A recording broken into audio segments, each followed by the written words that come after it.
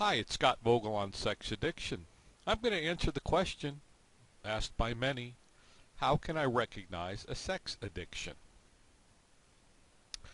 Sex addiction, as many people know, is a very difficult disease to identify, and yes, I call it a disease.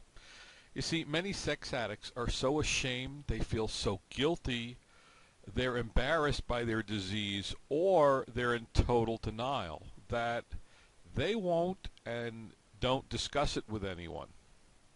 They keep it hidden, and they'll go to great lengths to hide it. You see, it's important for a loved one to understand that the addict needs help. And in order to help those people who are suffering in silence, it's really good if you understand what exactly the addiction's about and how to recognize it.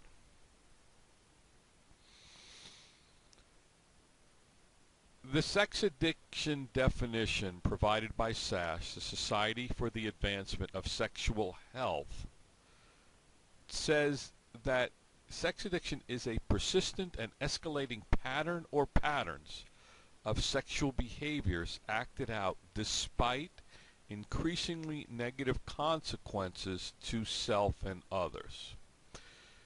The question asked, is it just a problem with sexual behavior? And the answer is no, it's not. Unfortunately, there is no official diagnosis yet, but there's a basic criteria that's been put together by many clinicians and researchers to identify sex addiction, and a lot of these criteria are based on chemical dependency, literature, and definitions. In addition to that, the American Psychiatric Association has released a preliminary definition of sex addiction. They formerly called it hypersexual disorder. And what they're saying is healthy adults normally have a very strong sex desire and a desire for sexual activities. But here's the key factors that separate the normal desires for sex from the obsessive, compulsive, and repetitious addictive behaviors that will result in negative consequences. You see, in spite of the lack of an official diagnosis, sex addiction is real, and it can be successfully recognized after a careful evaluation of some of the different criteria used by clinicians and researchers. Now, there's 4 sex addiction tests that are available online, and they're available at sexualrecovery.com/resources. So if you were to go to www.sexualrecovery.com and click on their resources section, there are 4 tests. First is a men's sexual addiction screening test. Second is a women's sexual addiction screening test. Third is the cybersex addiction screening test. And fourth is a partner's sexual co-addiction screening test for those that may be partners of sex addicts to see if they have a co-addiction. And so you can go on again to sexualrecovery.com/resources.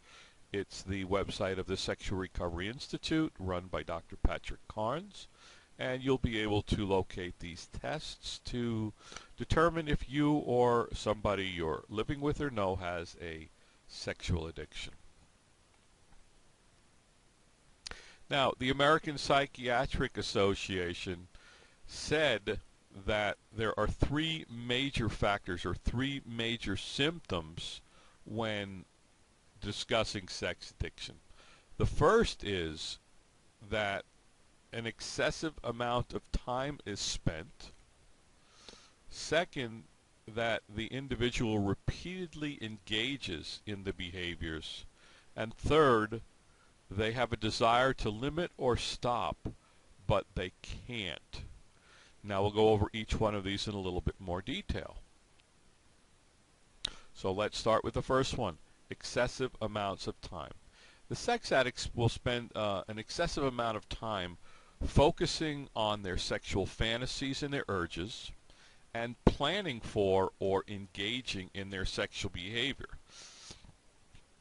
The time might be consumed in compulsive masturbation, with engaging in sexual hookups or planning the sexual hookups, in cyber sex, phone sex, at strip clubs, solicitation of prostitution, using social media with texting or sexting, or in Facebook looking for people, or any of the different social media platforms to try and find and get their sexual needs met.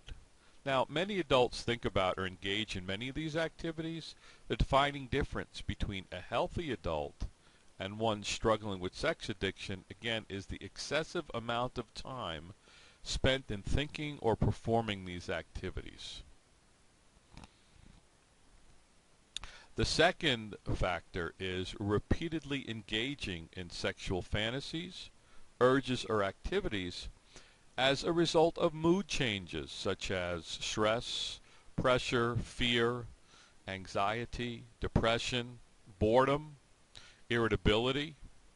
Now, again, let's go back and see in healthy adults, they might use sex as a way to relieve a little stress in their lives, but a sex addict is using it repeatedly and uncontrollably and are compelled to engage in these activities as a response to the mood changes over and over and over again.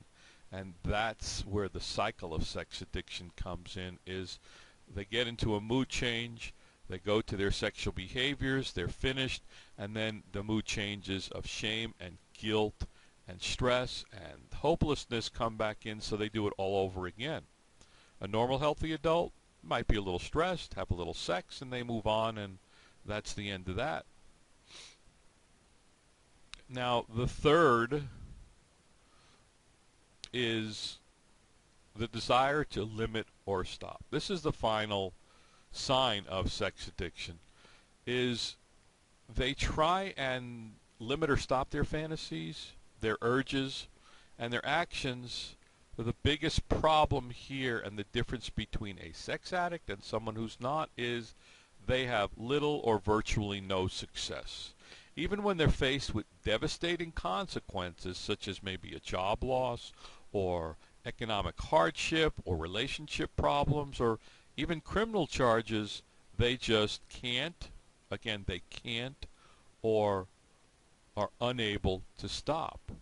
Now, a careful evaluation of these different factors will help sex addicts, their loved ones, and others to recognize that it is an addiction. So in review, we have some definitions. The Society for the Advancement of Sexual Health said that sex addiction is a persistent and escalating pattern or patterns of sexual behaviors acted out despite increasingly negative consequences to the addict or to others. The American Psychiatric Association formerly had a definition called hypersexual disorder, now has these three key factors to define a sex addiction: that excessive amounts of time, repeatedly engaging, and a desire to limit or stop are in place. And these factors take place over a period of 6 months.